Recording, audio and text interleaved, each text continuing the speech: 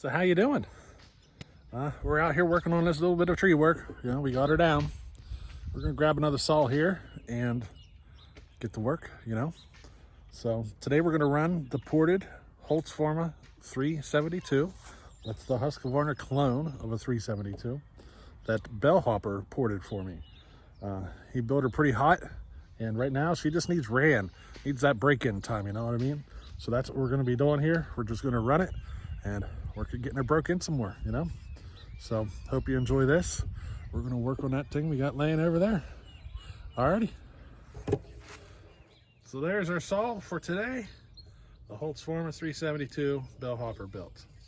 Running a 28-inch bar. She's pretty hairy. That's all's got some snort to it. So what do you say? We put her to work on this maple here and get her broke in some more. Alrighty.